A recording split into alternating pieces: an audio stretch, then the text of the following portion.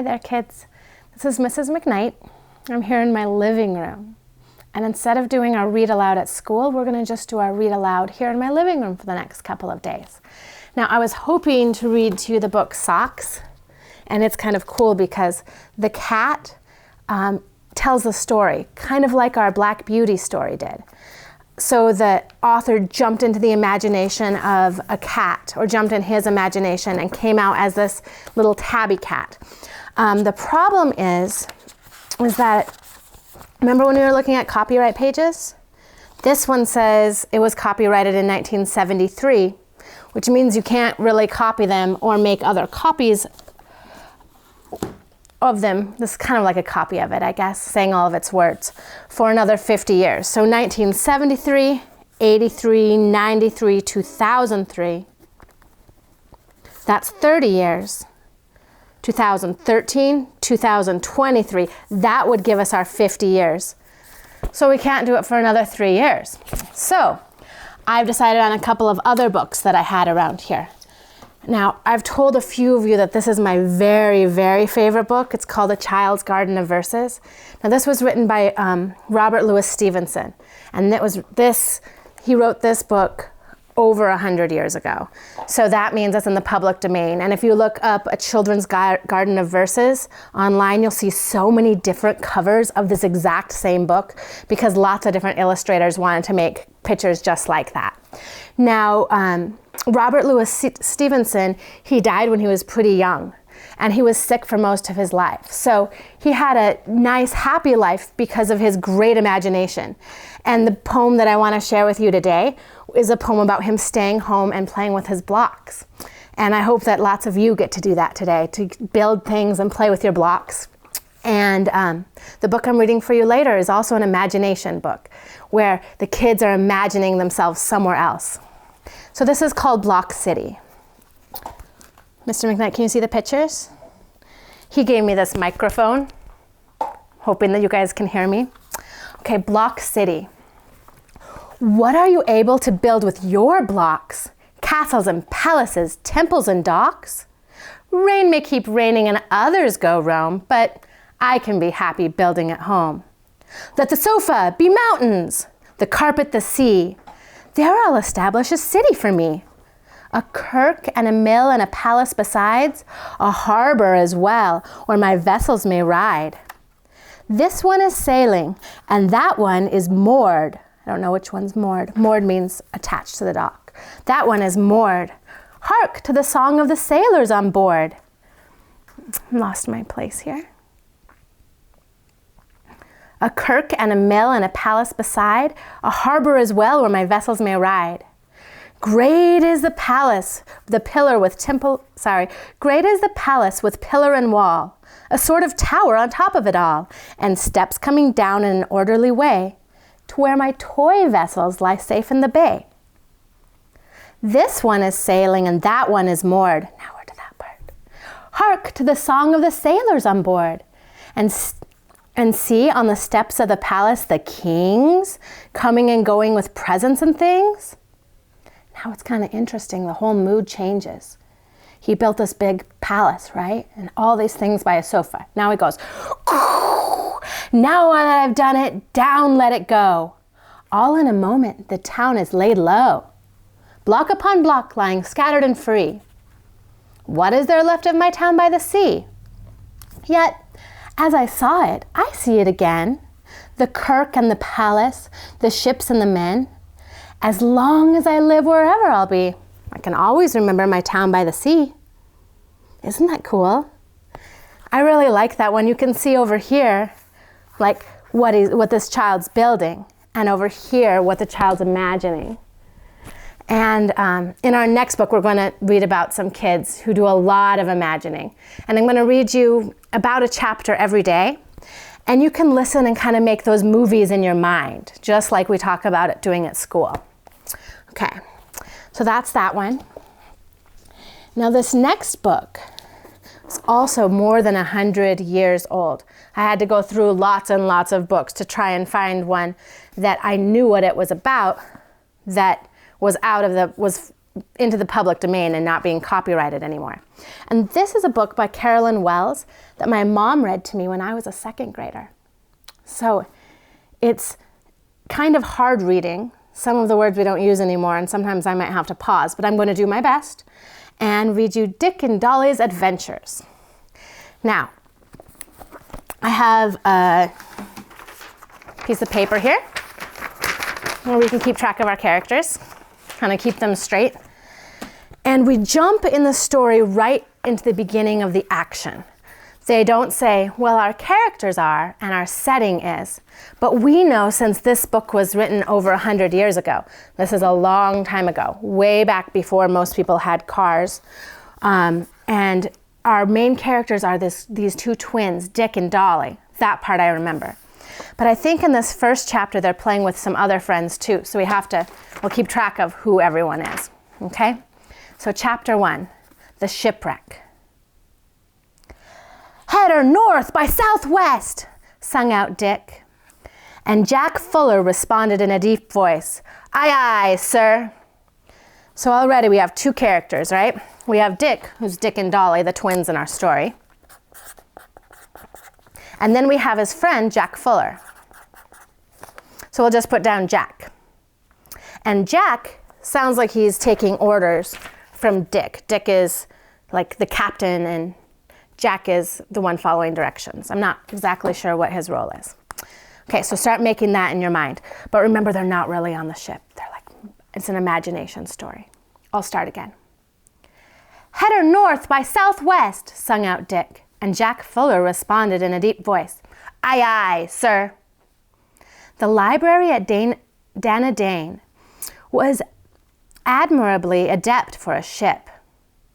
And what it lacked, it could easily be supplied by imagination. Kind of like that last story, where they made the sofa into mountains and the carpet was the sea, kind of like that. So Dick and Dolly and Jack and Pinky, Dick, Dolly, okay, those are our main characters, the twins, Dick and Dolly, Jack and Pinky.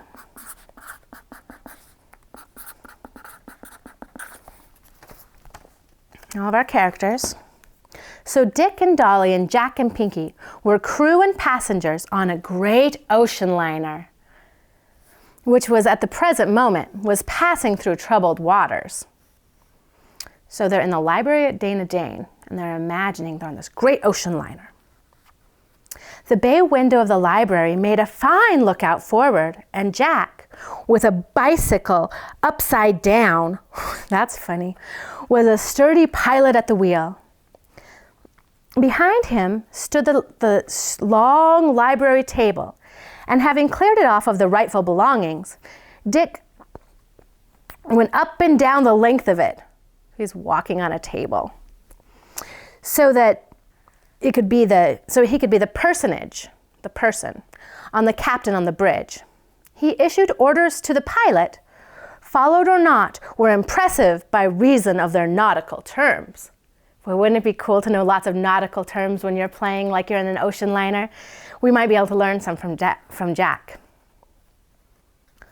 Beware the rock to the left! I mean, starboard! Cried Dick. And the bicycle wheels swung around, and the faithful pilot did his duty. So the pilot must be Jack. We have our captain and our pilot. Dolly and Pinky were passengers, and the library sofa and the big leather easy chair seemed to do the correct furnishings for the salon of the steamer. Have you ever crossed before? Asked Pinky to her fellow passengers. Oh, lots of times, replied Dolly. But I never knew such a rough passage before. Captain, are we in any danger? Her brother looked at her. Well, madam, I will not deceive you. There is danger, for the wind is rising, and we are nearing a treacherous rocky coast. Oh, so night is falling. Oh, it is? Oh, yes. And a storm is coming up, and I cannot tell what will happen. So they're both kind of imagining, and they're trying to get on the same page with their imaginations. I love doing that when I'm imagining. With a wild shriek, Pinky threw herself into Dolly's arms. Ah! correct, she cried. I am sure of it. Is your pilot trustworthy, Captain? Does he know how to steer? Sure I do, sung out Jack as he whirled around swiftly. I'm the best steerer this side of the Rocky Mountains. The captain looked through a spyglass made out of 2 rolled of sheets of paper. Bet we can make ourselves a spyglass. So he's looking through a spyglass, not like mine, but with 2 sheets of paper. Oh no, my worst fears are coming true, he exclaimed in a desperate tone. Dead ahead of us, I see a fretful rock. We cannot escape it. My noble ship will be dashed to pieces. Well, can't you just go around it? Said his sister Dolly. No, madam, my course is laid out on my chart, and my pilot must steer straight by that course whatever happens. Set her dead ahead, pilot. Aye, aye, sir, responded Jack, carefully adjusting the wheel. Shall I aim for the rock, Captain?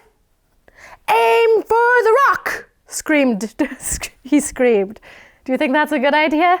They're going straight for an imaginary rock. Oh. Did you hear that, Mrs. Constipane? They are aiming us straight for the rock, and soon we will be smashed to pieces. Not so, cried Pinky, who was fond of dramatic diction. I am fond of dramatic diction too. Let's all say that together. Not so, like we're about to crash into this rock. Not so, ah! Cried Pinky, who was fond of dramatic diction. It must not be, it shall not be. Rather will I take the steering wheel myself. I'll have to guide us around the rock to safety. Silent, madam, stormed the captain. I cannot be troubled by hysterical women at this exciting moment. Oh, I would not like someone saying that to me. Go to your captain and do not intrude further in this difficult business of navigation. The 2 lading passengers, however, instead of going to their cabins, threw themselves onto the sofa and clung to each other with wails of distress. And rather fluent lamentations. They're lamenting together. Lamentations. My home and my children. Never again will I see my precious Arabella and Abramana. To say nothing of my dear and delectable aunts, who are even now unconsciously making fashionable calls down in the village. Oh, me too, said Pinky. I left alone and cut off from my relatives and my friends. Oh, I must sink down into the watery grave. Pinky's doleful tones moved the captain to giggles. Sometimes that happens if you're too dramatic. He thinks that's pretty funny. But he quickly suppressed them and still peered through that spyglass and announced,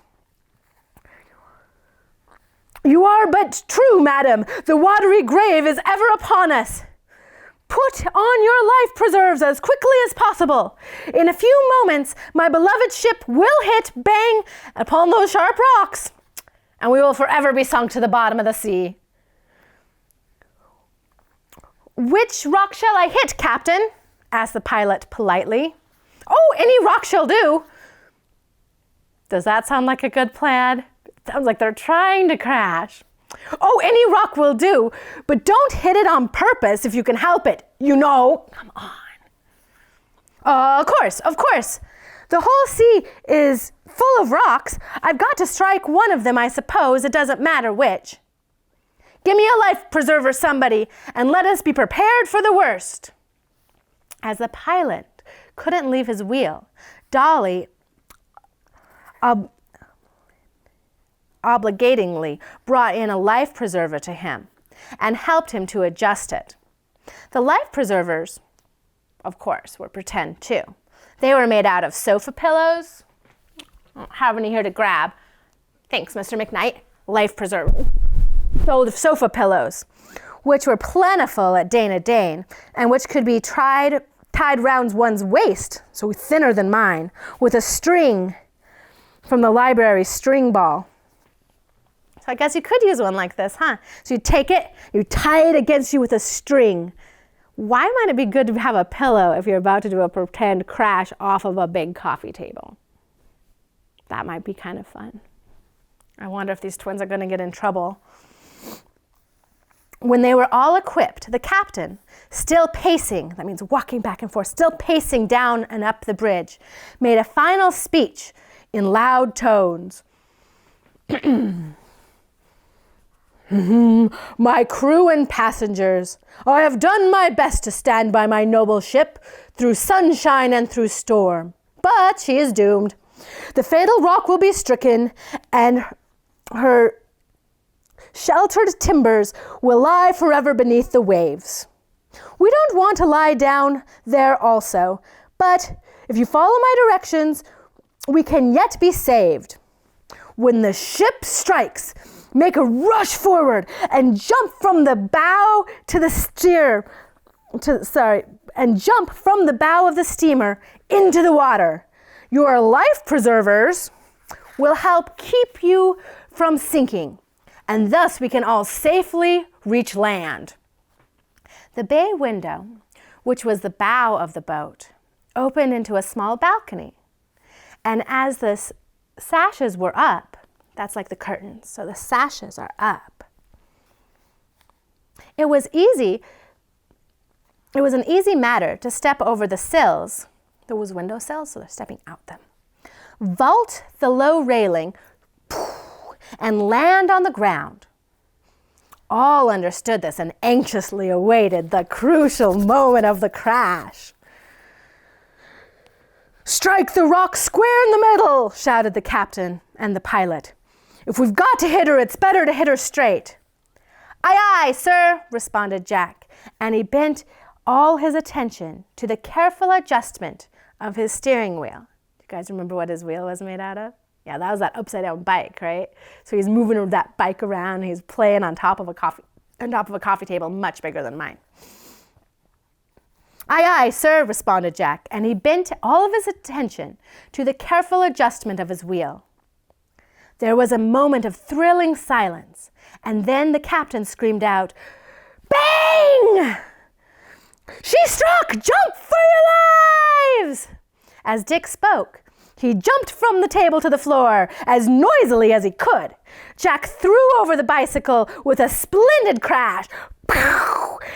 The two girls shrieked, "Ah!" and ran madly about, upsetting chairs and doing all they could to help along with the commotion. They're trying to make a big, loud ruckus.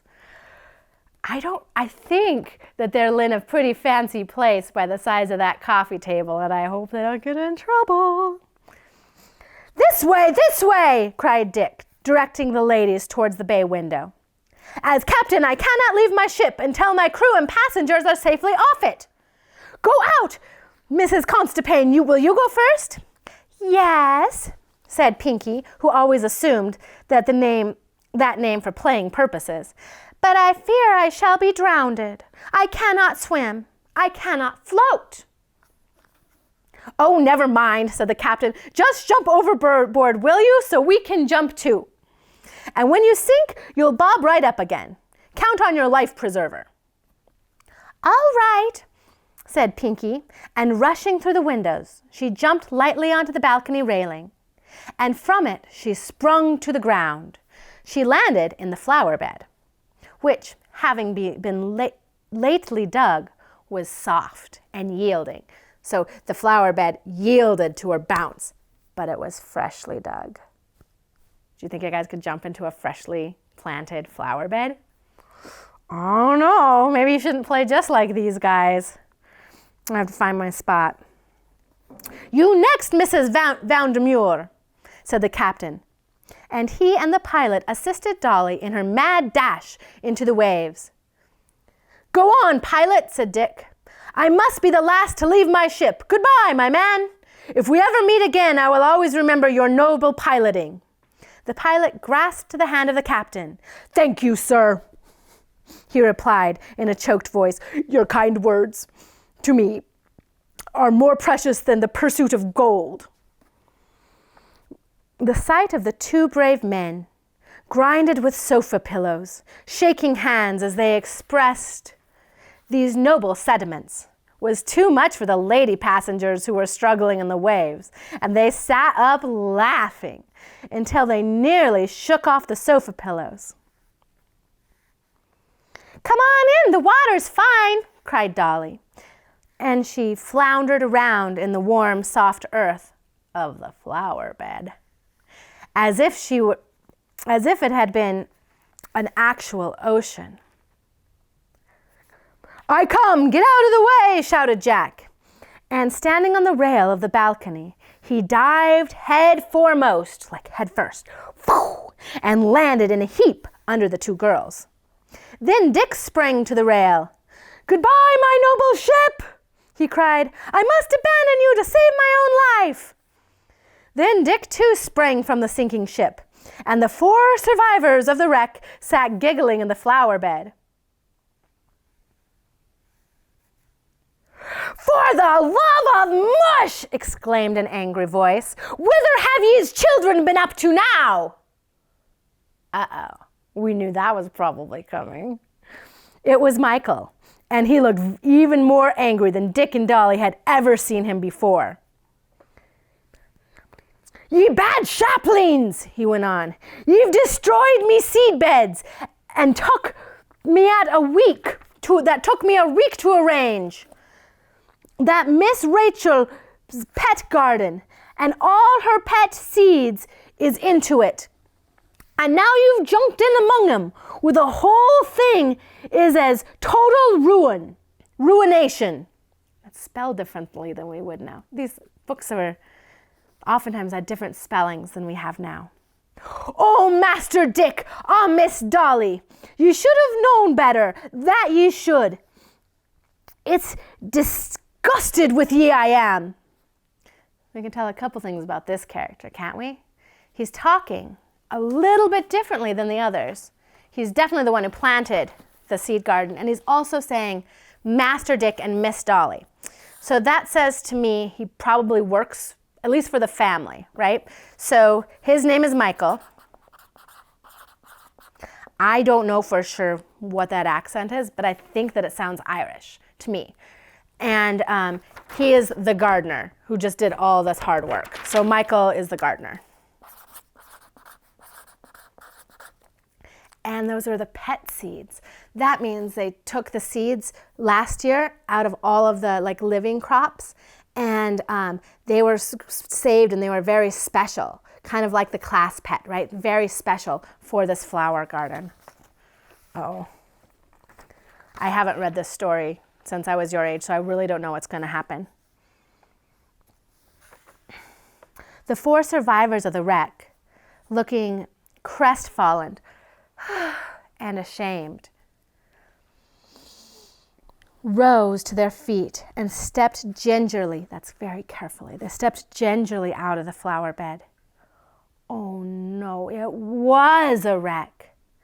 Where before there had been smothered, raked soil over carefully planted seed, now there was a tumble mass of dirt, showing deep holes where the victims of the shipwreck had landed. "Michael," began Dick, "I didn't know the seeds were in yet." "That's no excuse, Master Dick. Ye didn't stop and think whether them seeds were in there or not. Indale, if the bed had been full of schlips or plants or branching geraniums, ye'd jumped just the same.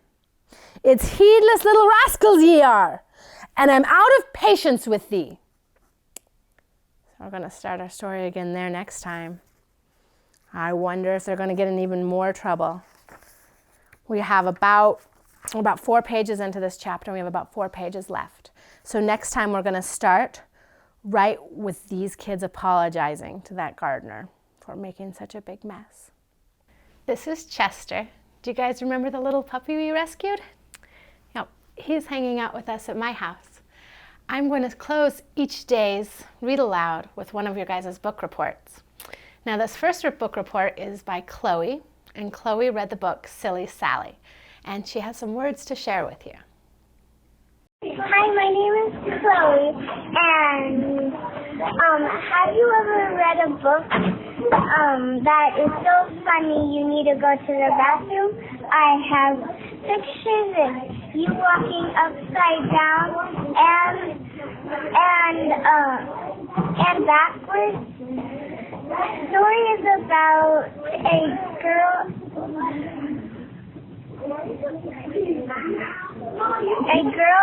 who goes around and finds animals, and then they join in. My favorite part is when this guy, he tries to tickle her, but then he wakes up soon enough, she starts tickling him. What's the name of your book? The name of my book is Silly Sally. And where can they find it? You could find it at the Lotus Library and in the McKnight. All right. So I hope you have books at home that you can read. Sometimes it's fun with a family sitting around to read out loud. And even if it's not totally perfect, you know, people will wait for you to figure out a word. And it helps the story come alive more. And the stories are a little bit more fun. Sometimes Mr. McKnight and I, we read to each other just so we can make those movies in our mind and we can stop and we can talk about how crazy the story is getting. So again, that was the first part of Dick and Dolly's Adventures by Carolyn Wells. Book that's over 100 years old. All right. Thanks. I will make another little movie for you guys tomorrow.